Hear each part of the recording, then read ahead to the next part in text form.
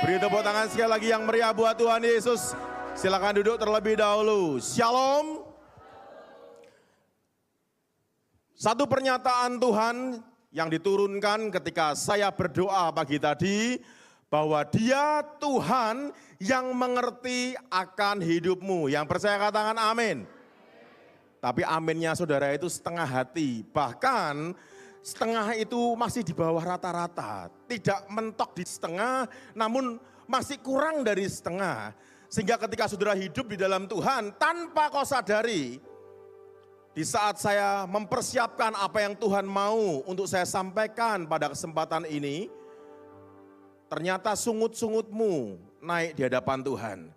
Jangan kau kira ketika engkau sepertinya di depan seperti holy, sepertinya rohani, bahkan berkata firman, tapi dalam hatimu, di saat kau mempertanyakan akan kondisi, keadaan, di dalam kehidupanmu kepada Tuhan. Bahkan ketika kau khawatir akan hari esok, engkau harus melakukan ini, engkau harus melakukan itu, untuk biaya anakmu, untuk biaya kehidupan rumah tanggamu, keluargamu. Dan itu seperti sungut-sungut yang naik di hadapan Tuhan. Dan saya katakan Tuhan dengar saudara. Sehingga setiap sungut-sungutmu itu, Dia Tuhan yang tidak pernah mengabaikan. Tetapi jangan sampai sungut-sungutmu seperti bangsa Israel. Karena mereka ketika mengalami pertolongan Tuhan, mereka tidak mengucap syukur. Justru mereka itu bersungut-sungut, mereka marah kepada Tuhan ketika mereka dituntun Tuhan keluar. Dan mereka ketika mengalami akan kekurangan air, mereka mulai ngomel, mereka marah, di Meriba mereka komplain. Begitupun ketika mereka ada di padang gurun, mereka tidak ada makanan, mereka marah. Dan ujungnya tidak ada satupun generasi pertama yang masuk ke tanah Kanaan. Yang masuk ke tanah Kanaan adalah generasi yang kesekiannya. Karena generasi yang awal mereka ketika bersungut-sungut kepada Tuhan, dan mereka mengalami akan murka Tuhan. Jangan sampai kehidupanmu sia-sia hanya karena engkau bersungut-sungut kepada Tuhan. Tuhan tanpa kita tetap Dia Tuhan. Tapi kita tanpa Tuhan nothing. Amin. Kita perlu Tuhan. Sehingga jangan kau anggap Tuhan itu seperti jin, Tuhan itu seperti yang memberikan engkau ACC ketika engkau membutuhkan sesuatu, dan di saat engkau meminta langsung, apa yang engkau minta harus Tuhan berikan. Sungut-sungutmu naik di hadapan Tuhan. Dan Tuhan berikan satu perkataan kepada saya untuk saya sampaikan atas saudara semua, bahkan yang online, bahkan saudara yang melihat akan siaran ulang nanti. Bahwa ukuran kita dengan ukuran Tuhan itu berbeda. Seringkali ukuran kita itu hanya bersandar dengan pikiran dan logika. Ukuran Tuhan berbicara tentang hati. Dan itu sangat mempengaruhi atas kehidupan. Karena dalam hati terpancar kehidupan. Dan itu akan membawa perubahan hingga kepada masa depan dan destiny saudara sampai garis akhir. Amin. Sehingga ketika ukuran kita dan ukuran Tuhan itu beda, saudara pada kesempatan ini perlu belajar akan dasar firman-Nya. Dan kita akan buka sama-sama 1 Korintus pasalnya yang ke-10, ayatnya yang ke-13. 1 Korintus pasalnya yang ke-10, ayat yang ke-13.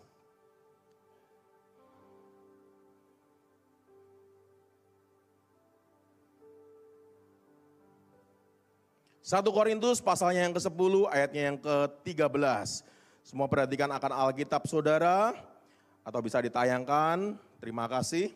Kita baca bersama-sama, demikianlah firman Tuhan, 1, 2, 3.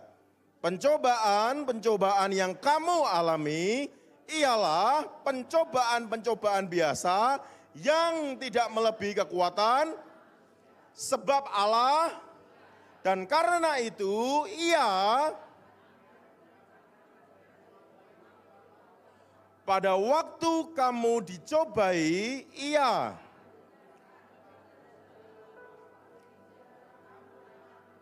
yang percaya katakan amin. Firman ini berbicara perikopnya tentang Israel sebagai suatu peringatan. Rasul Paulus kepada jemaat di Korintus, beliau menyampaikan sebuah penegasan ketika mereka mengalami akan persoalan, pergumulan dalam kehidupan mereka. Dan Rasul Paulus ngomong, pencobaan-pencobaan yang kamu alami ialah pencobaan-pencobaan biasa. Seperti hanya dalam kehidupan Bapak Ibu Saudara yang terkasih dalam Tuhan. Seringkali ketika kita mengalami akan masalah, kita yang pertama respon komplain. Kedua, kita seringkali marah dengan Tuhan. Kenapa Tuhan?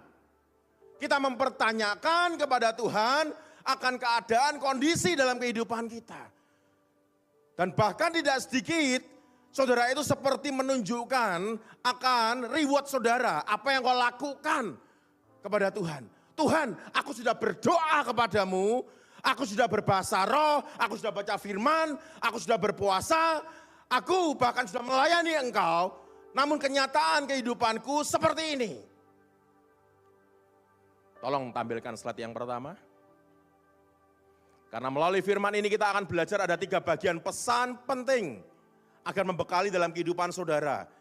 Karena gereja ini dibawa Tuhan dalam pendewasaan. Agar karakter Kristus semakin hari semakin sempurna dalam gereja ini.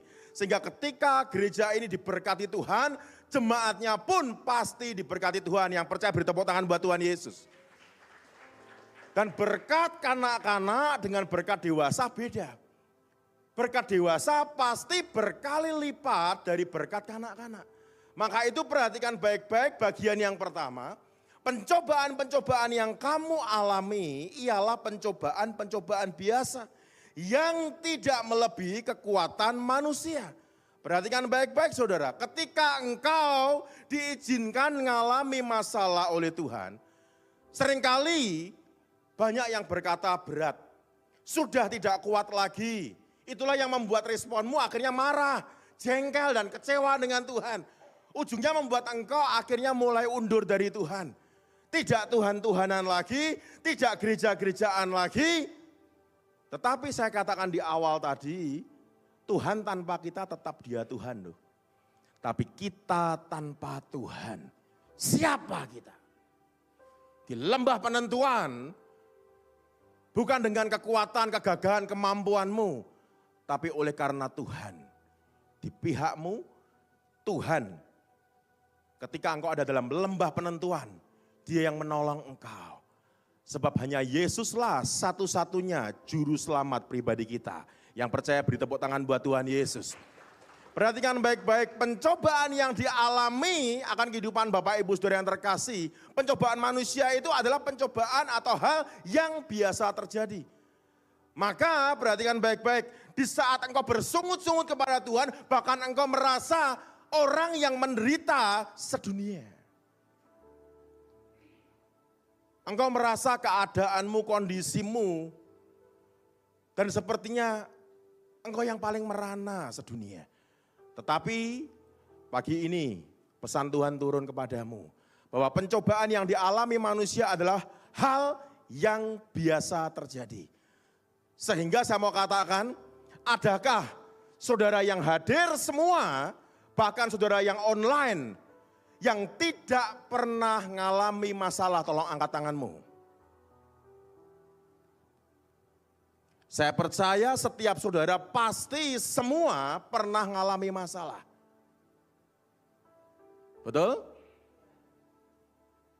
Jika saudara tidak pernah ngalami masalah, ketika kau angkat tangan saya akan berdoa untuk engkau. Supaya engkau diizinkan Tuhan ngalami masalah. Supaya engkau dapat menikmati masalah dalam kehidupanmu. Bahkan ketika didikan yang Tuhan beri dalam kehidupan saya, nikmati penderitaanmu senikmat-nikmatnya. Dan itu bukan hal yang mudah. Karena bagaimana kita bisa menikmati sebuah penderitaan. Hal yang bahagia bisa dinikmati, hal yang menyenangkan bisa dinikmati. Tapi penderitaan. Namun ketika saudara mengerti akan kuncinya. Dan engkau akan dapat mengatakan bisa. Kunci itu memang selalu kecil. Melebihi apa yang dapat dia buka. Seperti hanya kunci rumah. Kunci rumah itu kecil saudara, tapi bisa membuka rumahmu yang besar. Seperti hanya kunci motor kecil, lebih gede motornya. Tetapi dari kunci yang kecil bisa menghidupkan akan motor tersebut. Bahkan kunci mobil, dia lebih besar mobilnya, kuncinya kecil. Tetapi dari kunci yang kecil ini, dia bisa mengaktifkan. Bahkan dari kunci yang kecil ini bisa mengendalikan akan semua ornamen panel yang ada di dalam mobil tersebut. Sehingga kita dapat mempergunakan mobil tersebut. Maka itu ketika saudara hidup dalam Tuhan, Tuhan ajarkan banyak hal dan itu seperti kunci di dalam kehidupan. Untuk membuka bagian demi bagian. Dan tidak cukup hanya dengan satu kunci untuk membuka semua. Kita bukan Tuhan yang maha segala sesuatu. Tapi ketika Tuhan ajarkan bagian demi bagian, seperti hanya ketika saudara masuk dalam rumahmu, tidak hanya satu kunci untuk membuka pagar. Ada kunci berikutnya untuk membuka pintu. Bahkan ada kunci selanjutnya mungkin untuk membuka kamar. Dan ada kunci lain. Bahkan saudara yang mungkin punya brankas untuk buka brankasmu. Sehingga tidak hanya satu kunci aja. Tuhan ajarkan kita tidak hanya cukup untuk pray, berdoa. Tidak hanya cukup untuk melayani. Tidak hanya cukup untuk saudara itu berpuasa, basaro. Itu semua kunci. Karena kunci yang tepat akan dapat membuka berkat. Yang percaya katakan amin. Maka itu saudara perhatikan baik-baik bagian yang pertama ini. Pencobaan-pencobaan yang kamu alami ialah pencobaan-pencobaan biasa. Seringkali kita itu menjadi pribadi yang lebay, suka melebih-lebihkan. Dan konotasinya selalu kalau lebay itu adalah negatif. Tidak ada lebay itu yang positif, tidak ada. Engkau sakit, gak sembuh-sembuh, engkau mulai komplain dengan Tuhan. Kenapa Tuhan keadaanku seperti ini? Padahal aku udah lakukan ini, aku udah lakukan itu untuk engkau. Kenapa Tuhan kondisi kehidupan keluarga rumah tanggaku masih seperti ini? Sedangkan aku sudah melayani engkau. Mengapa keadaan pelayananku Tuhan masih dengan kondisi yang sama? Padahal aku sudah berikan segala sesuatunya kepadamu. Hati-hati. Dengan Tuhan, ukuran dan takarannya itu berbeda. Ukuran kita dan ukuran Tuhan berbeda. Tetapi ketika kita itu belajar pada kesempatan pagi ini, supaya saudara itu mengerti bahwa di dalam Tuhan, ukurannya bukan yang jasmani tapi yang rohani. Di dalam pelayanan saya, di dalam pelayanan gereja ini pun bergeraknya selalu yang roh, bukan yang jasmani. Kalau ukuran yang jasmani, semua bisa ditakar dan diukur dengan pikiran dan logika. Tapi yang roh tidak terbatas. Bahkan pada mulanya penciptaan alam semesta. Dari roh, dari yang tidak ada jadi ada. Maka kalau pelayanan, kehidupan, semuanya saudaranya bersandar dengan yang jasmani akan membuat engkau seringkalinya itu jatuh bangun dalam kehidupan. Seringkalinya membuat engkau akan mentok ketika menghadapi keadaan. Karena hidupmu bukan karena iman, tapi karena pikiran dan logika. Sedangkan perhatikan baik-baik ketika bangsa Israel menghadapi akan Amalek. Musa ketika mengangkat akan tongkatnya, bangsa Israel kuat. Tapi ketika Musa tangannya mulai capek ini, turun. Dan musuhnya lebih kuat. Kalau kita berpikir dengan pikiran, dengan logika, gak akan masuk. Kok bisa? Tapi itulah dimensi roh, dimensi supranatural kuasa Tuhan. Yang tidak terbatas. Dimensi jasmani terbatas. Maka itu Harun dan Hur, mereka berdua menopang supaya tangan Musa tidak terturunkan, terus naik dan bangsa Israel lebih kuat dan mereka akhirnya menang. Pelayanan kami kalau hanya bersandar dengan yang jasmani, hanya bersandar dengan akal, pikiran dan logika, tidak akan pernah berkembang. Tapi oleh karena Tuhan yang mendidik kami bergerak dengan roh. Tapi dasarnya kehidupan manusia seringkalinya tidak sedikit mereka yang mencemooh juga. Ah, terlalu ngeroh. Tapi apapun perkataan orang, seringkali ketika kita diomongin itu sebetulnya kita sudah ada di depan mereka. Maka itu ketika mereka di belakang kita, mereka membicarakan, mereka ngomongin kita. Seperti hanya ketika saudara itu mengukur kuasa Tuhan hanya dengan pikiran dan logika. Lazarus diizinkan Tuhan mati dan bahkan udah 4 hari. Secara manusia udah mentok. Secara manusia udah tidak ada lagi kesempatan. Tapi di dalam Tuhan, apa yang sepertinya mustahil bagi manusia, tapi tidak mustahil bagi Tuhan. Yang percaya beri tepuk tangan buat Tuhan Yesus. Sekalipun Lazarus sudah mati 4 hari, ketika Tuhan datang, dan Tuhan berkata, Lazarus keluar. Seketika Lazarus keluar. Dia bangkit dari kematiannya, dia keluar, dia hidup kembali. Maka ketika saudara mengalami akan persoalan, pencobaan, jangan jadi pribadi yang lebay. Ngalami masalah sitik terlalu dilebih-lebihkan. Membuat engkau seperti orang yang menderita sedunia. Sedangkan kita anak-anak kerajaan, Tuhan berikan kita satu pola dan ketetapan. Bahwa pola kerajaan berbeda dengan pola dunia. Pola kerajaan yang pertama pasti berkarakter. Yang kedua pola kerajaan itu pasti tahan uji. Karena mereka orang-orang pilihan. Saudara dan saya adalah orang-orang pilihan. Yang percaya katakan amin. Ngomong sama kiri kanannya, kamu orang pilihan Tuhan. Karena Tuhan Yesus mati di atas kayu salib demi saudara dan saya. Sehingga kita orang-orang pilihan Tuhan.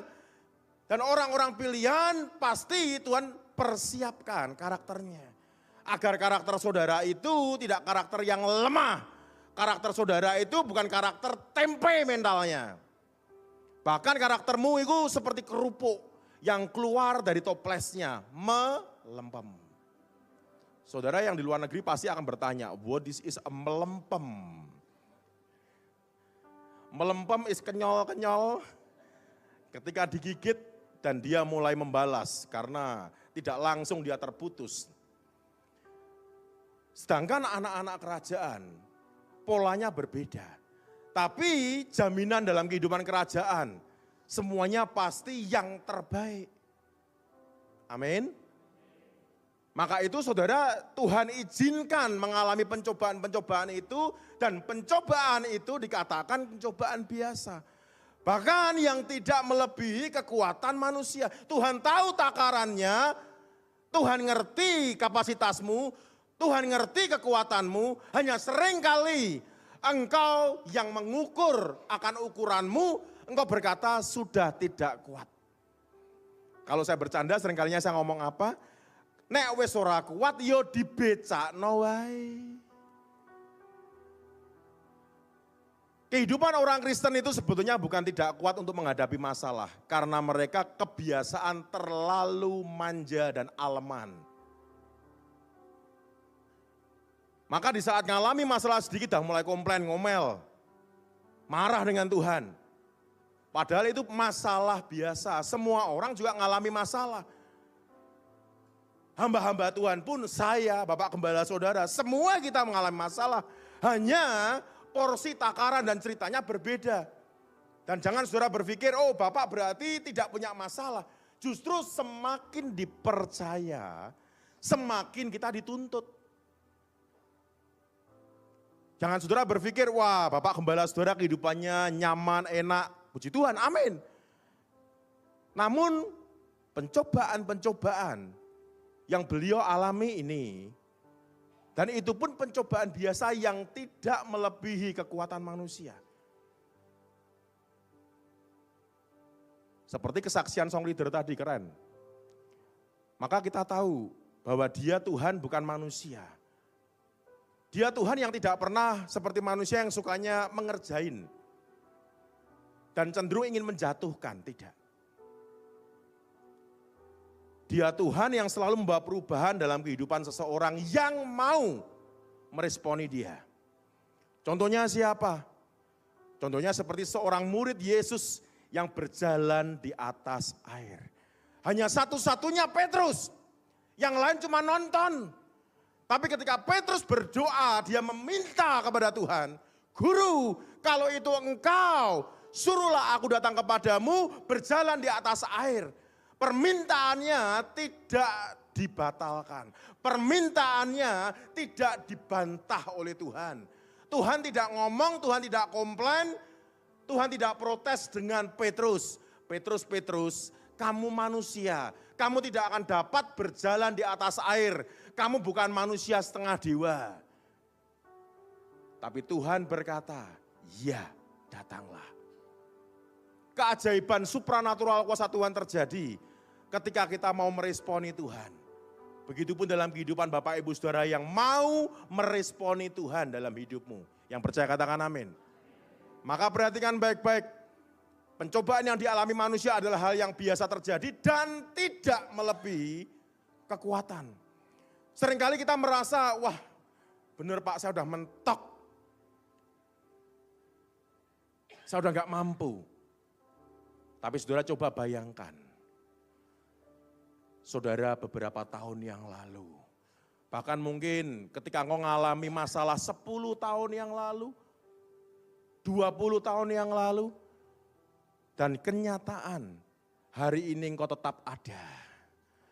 Bahkan kondisi keadaanmu kalau engkau mau flashback ke belakang.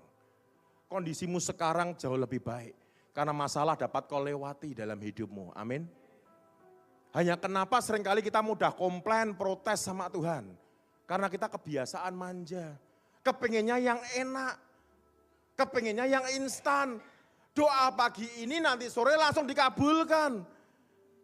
Nanti sore doa, besok pagi langsung diberikan. Gak bisa. Kehidupanmu seringkali takarannya adalah pikiran dan logika. Sedangkan ukuran Tuhan hati. Banyak kehidupan orang Kristen permintaannya beribu-ribu, sedangkan doamu terburu-buru. Doa semenit selesai. Bahkan ketika permohonanmu naik di hadapan Tuhan terlalu tinggi, sedangkan sujudmu di hadapan Tuhan kurang rendah. Bagaimana engkau mau mengalami akan supranatural kuasa Tuhan. Kita kepengennya yang instan, kepengennya langsung yang enak. Kalau langsung sudah dapat yang instan, yang enak, yang baik, yang tidak enak ikut siapa? Ngomong sama kiri kanannya, ikut kamu mau enggak? Gantian sekarang, lah kamu mau enggak? Saya percaya tidak ada yang mau, tapi di atas semuanya dia Tuhan yang maha tahu. Tuhan tahu takarannya. Saya berikan sebuah kisah tentang seorang penjual tahu. Mungkin Bapak Ibu Saudara ada yang pernah mendengar atau pernah melihat akan kisah ini. Ada seorang bapak penjual tahu, bapak ini udah tua. Dan setiap pagi dia jualan di pasar. Tetapi dari rumah menuju ke pasar jaraknya cukup jauh. Dia harus keluar dari area perumahan atau tempat desa dia itu tinggal melewati akan pematang sawah. Hingga ke jalan kabupaten atau jalan desa, lalu angkotnya itu mulai bawa akan bapak ini ke pasar, diantar dan sampai di pasar dia bisa menjual akan tahu-tahunya. Pada satu hari malam itu hujan begitu lebat. Dan pagi itu seperti biasa rutinitas yang bapak ini lakukan sebelum berangkat. Dia selalu berdoa, dia menyerahkan akan semua di dalam tangan Tuhan. Tetapi apakah ketika kita menyerahkan semua dalam tangan Tuhan, dan kita itu benar-benar bisa merelakan kehendak Tuhan yang jadi? Belum tentu loh. Kita seringkali kepikirannya, atau yang ada dalam pikiran kita, perasaan kita, seperti yang kita mau. Kuserahkan dalam tangan-Mu Tuhan, biarlah kehendak-Mu yang jadi. Kalau Tuhan ngomong tenane, kamu mau kanan, Tuhan kasih kiri. Belais. Dan betul, si bapak ketika berdoa, kuserahkan akan hari-hariku di dalam tangan-Mu Tuhan. Sehingga biar pekerjaanku, jualanku, ada dalam daulat kuasa-Mu. Kemudian beliau berangkat seperti kebiasaan. Namun sekalipun dia udah terbiasa, dia kebiasaan melewati akan mematang sawah, pagi itu dia tahu-tahu terpeleset. Dan dia jatuh di sawah, tahu-tahunya hancur semua. Disitulah membuat dia mulai marah dengan Tuhan. Kenapa Tuhan kau izinkan hal ini terjadi padaku? Padahal aku sudah berdoa, aku sudah serahkan kepadamu akan aktivitas pekerjaanku di sepanjang hari ini. Namun kenyataannya aku mengalami akan sesuatu yang tidak mengenakkan saat ini. Dia komplain, sembari dia memberesi akan dagangannya dia dan dia tidak bisa melanjutkan ke pasar. Dia balik ke rumah. 3 jam berselang, dia bertemu dengan warga yang lain dan dia mendapat kabar bahwa angkot yang biasa beliau tumpangi pagi itu mengalami kecelakaan. Dan semua penumpangnya termasuk drivernya meninggal dunia. Dan hanya ada satu yang selamat, yaitu calon penumpang bapak penjual tahu tadi. Di saat itulah sontak si bapak ini mengerti akan ukuran Tuhan dalam hidupnya dia. Dia tahu rancangan Tuhan yang terbaik, dia tahu jalan Tuhan bukan jalannya. Yang paginya dia menyalahkan Tuhan, tetapi menjelang siang itu dia bertobat. Tuhan, andaikan pagi itu engkau tidak cegah dengan kejatuhanku di sawah, mungkin aku juga ada di dalam angkot tersebut mengalami kecelakaan dan ujungnya mati. Sorenya ada seorang pengusaha ternak yang datang ke desa tersebut mencari akan pengusaha tahu yang sudah rusak. Sesuatu yang aneh yang nyeleneh kan. Nyari tahu kok yang udah rusak. Bukan tahu yang utuh. Karena pengusaha ternak ini dia hanya butuh untuk pakan ternaknya. Jadi dia tidak butuh tahu-tahu yang utuh. Bahkan dia hanya butuh tahu-tahu yang rusak sekalipun. Bertemulah dengan si bapak dan semua tahu-tahu yang rusak dia beli semua. Hari itu dia tidak mengalami kerugian. Karena saya katakan lebih baik kita jatuh di tangan Tuhan. Karena dia Tuhan bukan manusia. Sehingga sepertinya kita mengalami sesuatu yang tidak mengenakkan. Tapi happy ending selalu ada di akhir cerita. Karena ikut Tuhan. Dan satu statement dari hamba Tuhan senior yang saya teladanin, bahwa ikut Tuhan itu ngeri-ngeri sedap. Sepertinya kengerian ada di awal dan pertengahan perjalanan kehidupan kita. Tapi di akhir dari kehidupan kita adalah kesedapan. Happy ending. Bukan kesengsaraan, kebahagiaan. Tapi ketika engkau hidup di dalam Tuhan, yang terjadi sebaliknya. Seperti kutub positif dan negatif, sebaliknya. Kau hidup di luar Tuhan sepertinya sedap ujungnya ngeri. Dan membuat engkau di luar Tuhan binasa. Bapak ini sore itu, dan dia mengucap syukur, dia meminta maaf kepada Tuhan. Karena telah menyalahartikan Tuhan dengan kejadian yang dia alami pagi itu. Semua dagangannya, semua tahunya terjual. Dan dia tidak mati bersama dengan sopir angkot dan penumpang yang lain. Disinilah saya katakan ukuran kita dan ukuran Tuhan beda. Maka ketika saudara mengalami pencobaan, hati-hati. Jangan lebay. Ngomong sama kiri kanannya, jangan lebay ya. Yang di rumah pun, yang melihat siaran ulang juga ngomong kalau sebelah kiri kanannya. Ngomong, jangan lebay. Gantian sekarang sebelahnya, kamu juga ya jangan lebay.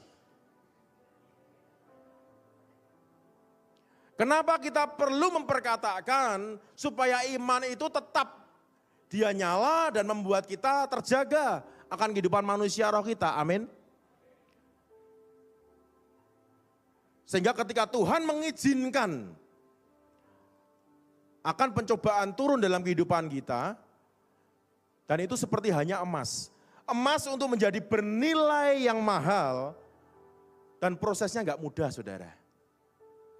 Dia harus dipanaskan, dibakar, hingga terpisah antara kotoran dengan emas murni.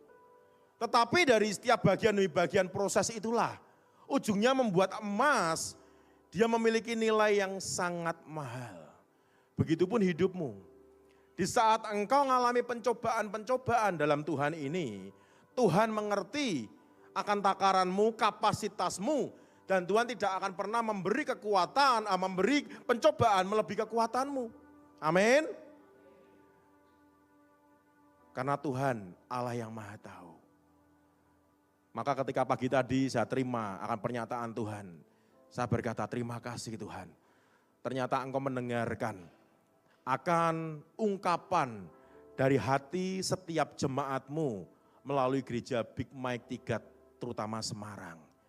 Tetapi saya berkata jika gereja ini diberkati Tuhan, jemaat semua juga diberkati Tuhan. Amin. Beri tepuk tangan sekali lagi buat Tuhan Yesus.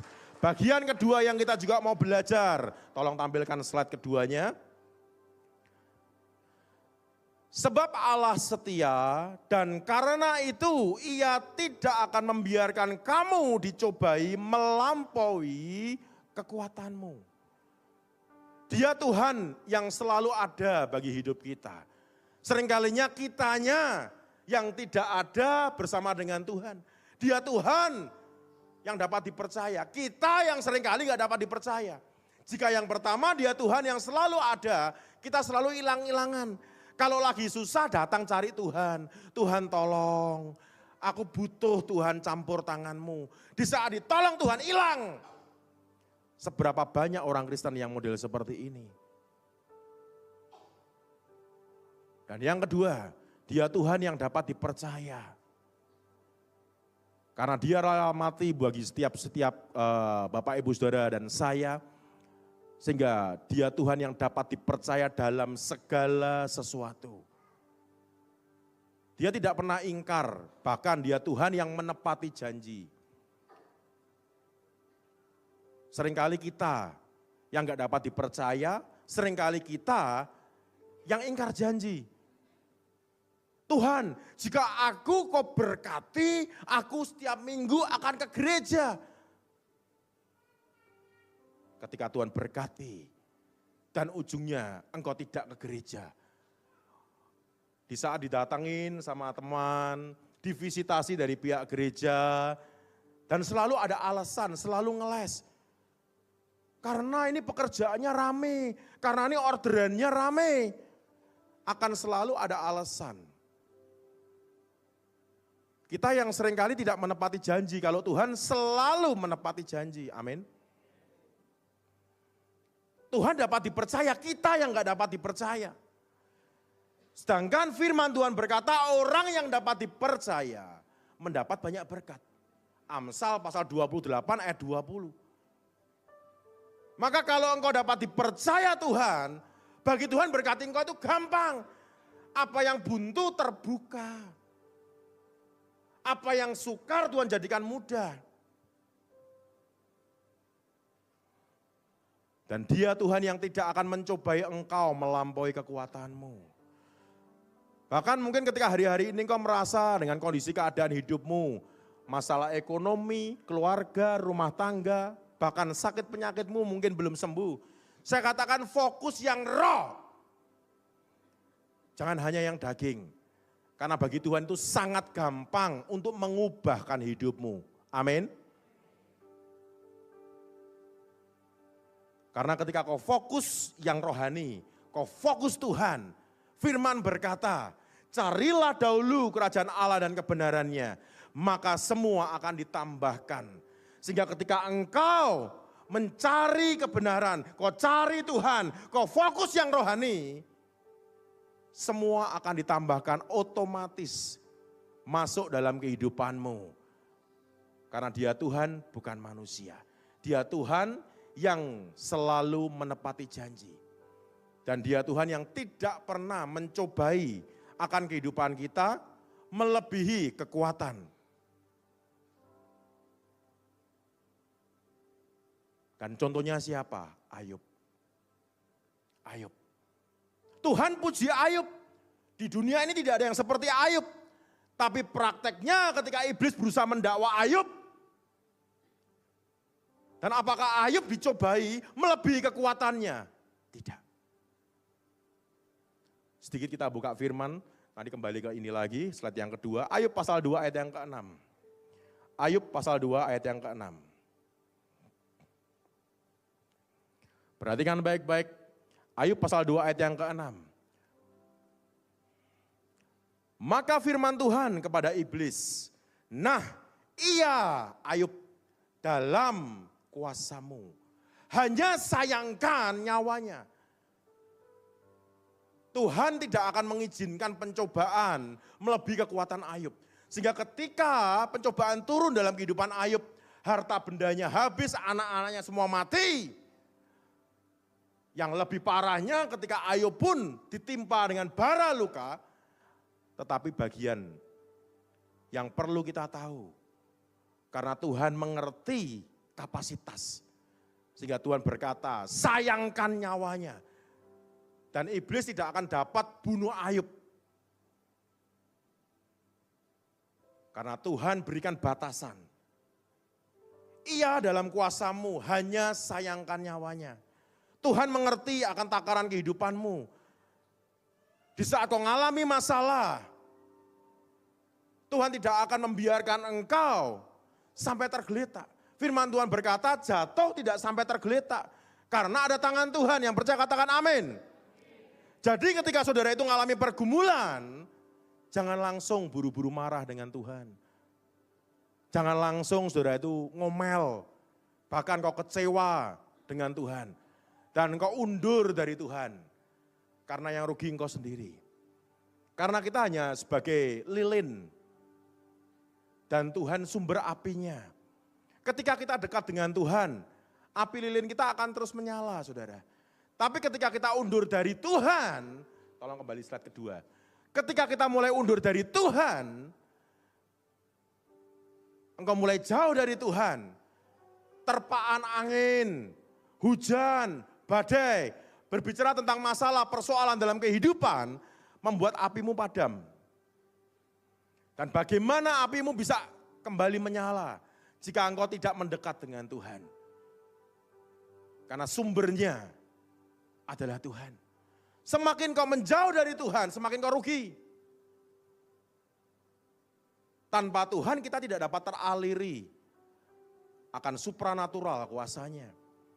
Tanpa Tuhan yang terbaik tidak akan dapat kita terima. Kita merasa semua yang kita mau baik, tapi Tuhan tahu yang terbaik. Maka itu saudara perlu belajar.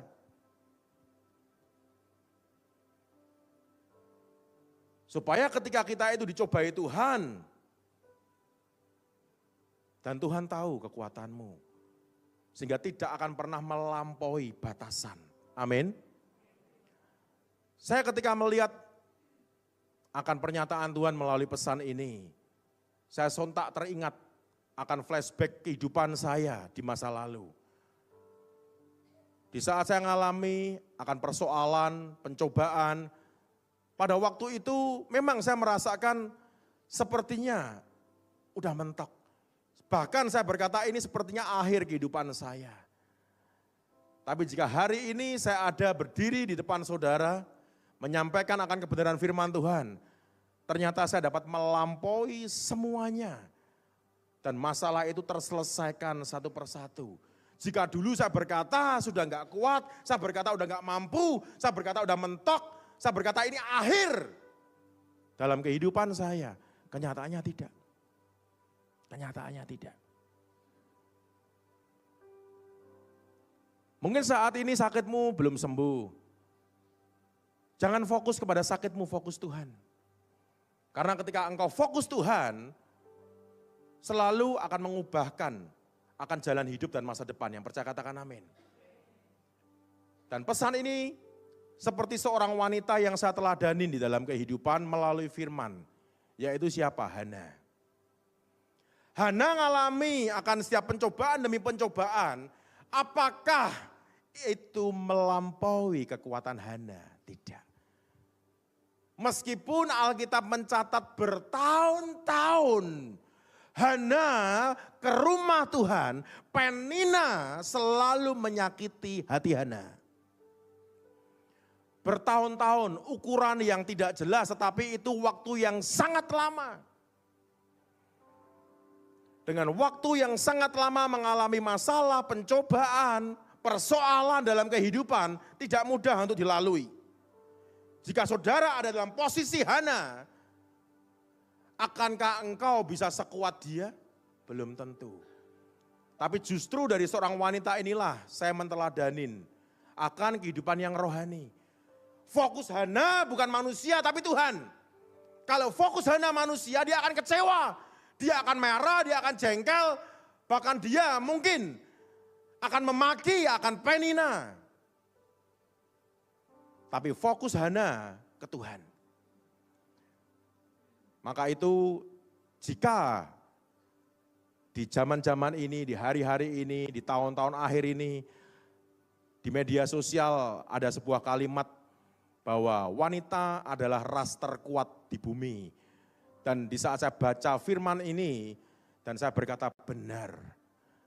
Maka itu bapak-bapak, ketika saya berkata wanita adalah ras terkuat di bumi, jangan protes ya. Mana suaranya bapak-bapak?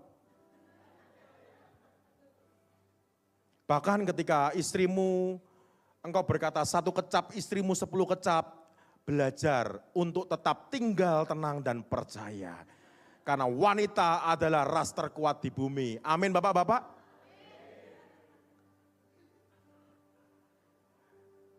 Tapi kalau sandaran kita, dasar kita adalah firman, kita gak akan komplain. Sebab wanita diciptakan Tuhan sebagai penolong. Sehingga kalau penolong sama yang ditolong kuat siapa? Maka itu kalau saya berkata wanita adalah ras terkuat di bumi, jangan komplain bapak-bapak, amin. Beri tepuk tangan buat Tuhan. Dan Hana menjadi teladan. Dia disakiti bertahun-tahun dan dia tetap fokus Tuhan. Dan Tuhan tidak pernah mengizinkan pencobaan melampaui batas kekuatannya Hana. Alkitab mencatat Tuhan mengingat dari seorang wanita mandul melahirkan 7 anak. Dari yang mustahil jadi mungkin. Dari yang sepertinya buntu, tidak ada pintu. Namun ketika Hana, dia fokus kepada Tuhan. Dan saudara mau tahu, Tuhanlah jalan dan kebenaran dan hidup. Beri tepuk tangan buat Tuhan Yesus. Bagian yang ketiga, tolong slide-nya ditampilkan. Pada waktu kamu dicobai, Tuhan akan memberikan kepadamu jalan keluar. Sehingga kamu dapat menanggungnya. Di bagian yang ketiga ini, perhatikan baik-baik ketika saudara baca firman, jangan hanya sekedar membaca. Tetapi belajar untuk saudara itu masuk di dalam firman tersebut. Karena seringkali ketika orang membaca akan firman ini, pada waktu kamu dicobai akan memberikan kepadamu jalan keluar, pikiran kita selalu solusi. Pikiran kita selalu pertolongan Tuhan. Kita misalnya mengalami masalah, punya utang. Tuhan langsung berikan jawaban, kita diberkati dengan uang. Betul? Saudara mengalami sakit, jalan keluarnya saudara kasih kesembuhan. Betul? Padahal saya katakan tidak. Perhatikan kalimat terakhirnya. Sehingga kamu dapat menanggungnya. Berarti bukan solusi. Di saat engkau mengalami akan masalah, pencobaan, supaya kita dapat menanggung, Tuhan berikan apa? Kekuatan. Seperti hanya di saat kita meminta, Tuhan jangan hujan. Prakteknya Tuhan izinkan hujan turun. Dan itu bukan untuk menghentikan lajumu, langkahmu. Tetapi Tuhan justru ingin ajar kamu. Diberikan cara, diberikan strategi, supaya kita tetap dapat berjalan melaju di dalam hujan. Contohnya dengan payung, jas hujan. Kalau yang punya mobil dengan mobil. Sehingga tidak ada alasan. Hidup di dalam Tuhan jangan banyak alasan saudara, amin. Alasanmu tidak akan pernah mendatangkan kuasa dan mujizat. Justru alasanmu akan mendatangkan murka Tuhan. Kau komplain, kau ngomel seperti bangsa Israel. Tuhan tolong keluar dari perbudakan. Ngomel. Mereka protes. Padahal kunci kesuksesan adalah proses, bukan protes. Kalau engkau hanya protes, dan protes, bagaimana engkau bisa sukses? Mereka dibawa Tuhan keluar dari perbudakan Mesir, mereka di Meriba aja ada komplain, di padang gurun komplain, selalu komplain. Seperti banyak orang Kristen, mereka dikasih panas, mereka komplain. Kok panas? Bahkan panasnya seperti neraka bocor. Dikasih hujan komplain. Kok hujan? Nanti kalau banjir gimana? Apalagi kalau Tuhan kasih hujannya air panas. Saya jamin komplain lagi. Lah kopinya mana Tuhan? Kecenderungan manusia itu hanya komplain. Kecenderungan manusia itu terlalu banyak alasan. Tetapi itu tidak akan banyak merubah akan kehidupan dan masa depan. Sedangkan perhatikan baik-baik, pada waktu kamu dicobai, Tuhan akan memberikan kepadamu jalan keluar. Sehingga kamu dapat menanggung. Kalau dapat menanggung, ngalami enggak berarti? Ngalami. Tuhan kasih kekuatannya, supaya kita dapat untuk menanggung dan kita keluar sebagai pemenang. Tuhan tidak pernah berikan karakter anak-anak kerajaan itu pecundang, tidak. Anak-anak kerajaan Tuhan berikan akan janjinya itu lebih dari pemenang. Yang percaya beri tepuk tangan buat Tuhan. Tuhan mempersiapkan segala sesuatunya itu dengan luar biasa, saudara. Semua. Bahkan dalam kitab Mazmur pasal 139 ayat yang ke-16 dikatakan, mata Tuhan melihat selagi kita saudara dan saya bakal anak. Kalau bakal anak itu udah jadi anak belum? Orok aja belum. Baru bakal anak. Dan dikatakan dalam kitab Tuhan semuanya tertulis. Bahkan hari-hari belum terjadi. Apa enggak keren Tuhan kita? Tuhan mempersiapkan segala sesuatunya. Masalahmu hari ini Tuhan tahu. Keadaanmu hari ini, kondisimu hari ini, sakit penyakitmu hari ini. Tuhan ngerti.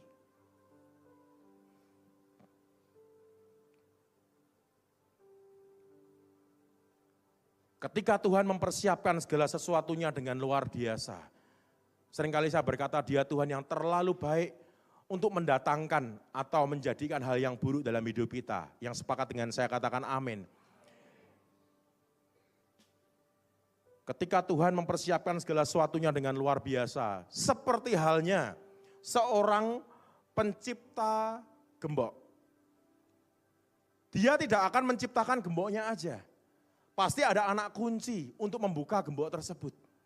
Begitupun Tuhan, di saat Tuhan mengizinkan akan pencobaan, dan Tuhan berkata, akan memberikan kepadamu jalan keluar.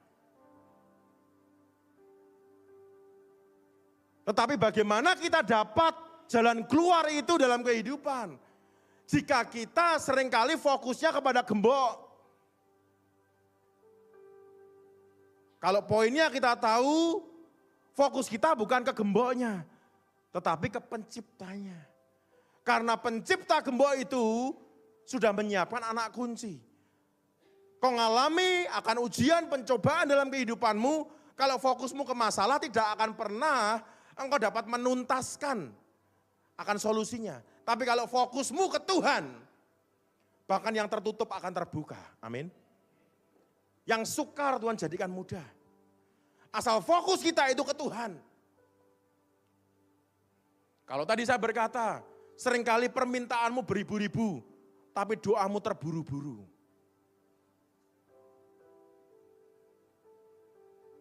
Sedangkan Tuhan mempersiapkan begitu luar biasanya.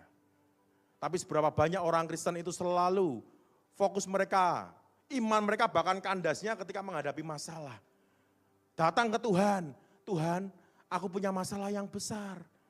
Bukannya engkau berkata dengan masalahmu, bahwa aku punya Tuhan yang besar, yang sanggup menolong dan tidak ada penundaan.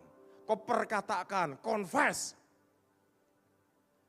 Sehingga imanmu akan naik di atas pikiran dan perasaan. Hidupmu tidak lagi dikuasai oleh keadaan dan kenyataan. Tapi ketika engkau, imanmu justru di bawah pikiran dan perasaan, keadaan akan menguasai hidupmu. Seringkali membuat engkau kandas oleh karena kondisi dan situasi. Maka perhatikan baik-baik supaya saudara itu bisa mendapat jalan keluar. Engkau harus fokusnya ke Tuhan. Kenapa? Karena firman Tuhan berkata dalam Injil Yohanes pasal 14 ayat yang ke-6. Tuhan berkata begitu luar biasa. Tolong dibukakan Yohanes pasal 14 ayat yang ke-6. Kata Yesus kepada muridnya, akulah jalan dan kebenaran dan hidup. Tidak ada seorang pun yang datang kepada Bapa kalau tidak melalui aku. Yesus jalannya. Juru selamat kita satu-satunya, tidak ada yang lain. Engkau mau jalan keluar, meskipun kau berkata, sudah mentok Pak, tidak ada jalan Pak. Datang ke Yesus. Karena Tuhan adalah jalan. Apapun, no debat. Kalau udah ngomong ini, no debat. Kalau engkau masih mendebat, lah tapi, udah. Tidak akan ngalami, akan mujizat. Hidup di dalam Tuhan, tidak mempertanyakan. Iman itu percaya. Kalau iman masih berkata, lah tapi, hati-hati.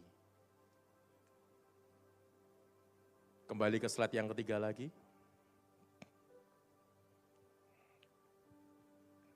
Makanya perhatikan baik-baik, pada waktu saudara dicobai, ia akan memberikan kepadamu jalan keluar, sehingga kamu dapat menanggungnya. Saya teringat akan satu kesaksian dalam kehidupan keluarga kami, di tahun 2011, tapi itu menjadi titik balik saya, untuk saya melayani Tuhan sepenuh waktu. Jika di bawah tahun 2011, saya dulu melayani Tuhan masih 50-50. Melayani Tuhan 50%, bekerja sekuler juga 50%. Namun justru di dalam pekerjaan itulah Tuhan izinkan pencobaan turun. Yang akhirnya membuat saya mengalami akan persoalan yang cukup pelik. Sehingga kami pada waktu itu mengalami hutang sampai sekitar 370 jutaan. Tahun 2011. Disitulah kita berusaha dengan kekuatan manusia dan ujungnya mentok. Kita datang ke teman kita, saudara kita yang kita pandang, yang kita ukur dengan pikiran dan logika bisa menolong. Prakteknya nol. Tidak ada satupun yang bisa tolong kita. Bahkan keluarga saya bawa istri saya ke sana, sampai istri saya menjaminkan akan pekerjaannya dia. Dan tetap tidak bisa tolong. Kita pulang dan kita berdua menangis ke Tuhan. Kita menangis ke Tuhan karena kita tahu kekuatan kita terbatas. Kekuatan Tuhan tidak terbatas. Dan ketika kita datang ke Tuhan, satu firman yang kita pegang waktu itu Matius 18 ayat 19. Jika di dunia ini dua orang daripadamu sepakat. Dan benar, kami doa, kami nyerah. Karena tantangan yang harus dihadapin. Dan itu adalah hari Sabtu. Hari Sabtu. Sedangkan hari Seninnya, istri saya kebetulan kerja di salah satu perbankan. Dan pada waktu itu di tahun 2011 mencuat kasus tentang seorang karyawati di salah satu bank juga di Jakarta, namanya Melinda D. Dampak daripada kasus tersebut, semua perbankan diaudit. In, out, pemasukan dan pengeluaran, semua BI checking dilihat. Ketika pendapatan kami dan pengeluaran kami tidak berimbang, dan informasi yang disampaikan dari pihak kantor akan dikeluarkan dengan tidak hormat. Akhirnya hari Sabtu itu, setelah mentok, setelah kita datang ke tempat keluarga saya dan ditolak. Tidak bisa bantu. Padahal secara manusia ukuran kita bisa. Disitulah kami pulang, kami nangis ke Tuhan. Di zaman itu tahun 2011 belum ada Android seperti sekarang saudara, belum ada WA. Dulu handphonenya masih layarnya hitam putih, paling keren ya kuning hitam lah. Hanya bisa untuk SMS sama telepon. Di saat kita nyerah dengan Tuhan, kita datang ke Tuhan, kita udah merasa mentok, tidak ada jalan. Kita jalan kepada Dia, karena Dia adalah jalan. Sembari kita telepon, kita berdoa, handphone saya itu berbunyi. Berkali-kali berbunyi, saya abaikan karena saya fokus dengan istri kita berdoa. Kita nangis bersama, kita merendahkan diri dan hidup kita, hati kita di hadapan Tuhan. Handphone bunyi, bunyi, bunyi. Setelah kita selesai, itu jam 10:30 malam. Kemudian handphone kembali berbunyi dan saya angkat. Ada satu anak Tuhan. Di balik telepon tersebut berkata, Bapak sedang mengalami masalah apa? Dan saya tahu orang tersebut saat ini juga melihat akan ibadah ini. Saya mengucapkan banyak terima kasih atas karya Tuhan yang diberikan melalui engkau.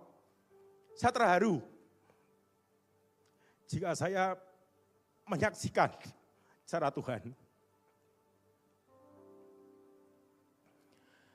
Karena itu batas yang bagi kami sepertinya udah mentok. Angka yang bagi kami mustahil untuk kami bisa jangkau. 370-an juta. Dan beliau di balik telepon berkata bahwa Roh Kudus perintahkan saya untuk tolong Bapak. Bapak punya masalah apa? Kalau pada waktu itu saya dengan tinggi hati, saya sombong, saya sebagai pelayan Tuhan. Saya berkata tidak ada masalah apa-apa, Tuhan tidak akan tolong saya. Maka kalau ikut Tuhan, jujur saudara. Jangan banyak alasan, jangan banyak ngeles. Dan saya jujur, saya berkata ya, kami berdua sedang alami masalah. Kami ditipu orang, dan kami hanya mendapatkan giro dan cek kosong. Total dari biaya yang harus kami tanggung keuangan sekitar 378 juta. Dan besok hari Senin, jika kami tidak dapat bayar, ketika OJK akan audit semua, istri saya akan dikeluarkan dengan tidak hormat. Dan reputasi pekerjaan istri saya puluhan tahun akan kandas di tengah jalan. Dan disitulah beliau berkata, Roh Kudus sudah perintahkan saya untuk tolong Bapak. Dan langsung seketika beliau transferkan. Dan beliau berkata, ternyata tidak bisa penuh, hanya bisa batasnya 75 juta. Tetapi setelah jam 00 lebih, ditransfer lagi 75 juta. Masuk 150 juta di rekening istri saya. Itu baru hari Minggunya. Dan beliau berkata, Senin pagi, jam 8 saya akan ke bank. Dan saya akan transferkan semua sisanya. Dan betul, Senin pagi semua ditransferkan ke rekening istri saya dan istri saya langsung beresin semua. Tutup semua tagihan kartu kredit apa, segala hutang, tutup supaya BI checking semua zero. Dan siangnya audit datang, dicek semua udah close, semuanya udah tertutup, udah aman. Membuat apa yang sepertinya bagi kami mustahil, bagi Tuhan gak mustahil. Saya berterima kasih, karena jika bukan Tuhan, tidak mungkin. Jika Tuhan yang melakukan akan keajaiban, selalu yang aneh, yang nyeleneh. Bahkan untuk perkara-perkara yang kita hadapi, yang aneh dan nyeleneh juga. Dan itu benar. Akhirnya hari itu istri saya tidak di PHK. Hingga saat ini masih bekerja. Dan itu titik balik saya untuk menyerahkan diri dan hidup saya kepada Tuhan. Melayani Tuhan sepenuh waktu. Dan tidak pernah hitung-hitungan dengan Tuhan. Beri tepuk tangan yang meriah buat Tuhan Yesus. Bahkan ketika anak Tuhan ini bertemu dengan kami, istri saya sempat bergurau. Di saat beliau berkata, Bapak untuk membayarnya terserah semampumu. Coba kalau saudara ada di dalam level saya, kira-kira saudara akan bayar seperti apa? Istri saya sempat bergurau, jika Pak Franky tidak bayar bagaimana? Dan ketaatan beliau dengan Tuhan luar biasa. Beliau berkata, biar itu menjadi urusan Pak Franky dengan Tuhan. Karena Tuhan udah tolong dia. Dan kita sepakat, kita ngomong pada waktu itu, kami hanya sanggup bayar tiap bulan Rp1.700.000. Beliau enggak apa-apa. Karena beliau memang ngomong, jangan dipaksakan. Karena Roh Kudus berpesan supaya engkau tidak jatuh di lubang yang sama. Misalnya kalau kita memaksakan, kita cari utangan yang lain, kita bayar, kita lunasin. Kita jatuh di lubang yang sama, hanya beda cerita. Dan benar, tiap bulan kita bayar Rp1.700.000, Rp1.700.000. Kira-kira kalau saudara hitung dari tahun 2011, ini udah tahun 2025, 14 tahun. Dengan satu bulan Rp1.700.000, hari ini kira-kira hutangnya masih enggak? Masih. Tapi saya katakan, demi kasih dan anugerah Tuhan, bulan Juli tahun 2023, hutang tersebut sudah lunas. Beri tepuk tangan buat Tuhan. Kami selalu prioritaskan yang rohani. Di saat Tuhan berikan kami lebih, kami bayar lebih. Bahkan beliau berkata, loh kok lebih banyak? Jangan dipaksakan loh ya. Enggak kok. Setiap saya diberkati Tuhan, saya ambil perpuluhan, saya naikkan ke Tuhan, sisanya saya tabung. Kita bisa kasih lebih. Dan akhirnya betul, tahun 2023 lunas dengan angka yang fantastis. Jika bukan Tuhan tidak mungkin. Maka saya berdoa, pesan Tuhan pagi ini, tangkap dengan kuat. Baik saudara yang onsite, bahkan saudara yang online maupun saudara yang melihat akan siaran ulang. Jika Tuhan yang kami sembah, Yesus Kristus namanya, sanggup tolong kami. Pencobaan-pencobaan yang kami alami tidak akan pernah melebihi kekuatan. Bahkan ketika Tuhan menguji, mencobai, Tuhan akan memberikan jalan keluar sehingga kita dapat menanggung. Saya berdoa, biar kau alami akan supranatural kuasa Tuhan sejak hari ini. Maka hidupmu akan diberkati, masa depanmu akan mengalami perubahan, dan destinimu akan sampai tuntas garis akhir dengan kuat bersama Tuhan. Sekali lagi beri tepuk tangan buat Tuhan Yesus. Tutup Alkitabnya, saya undang semua bangkit berdiri.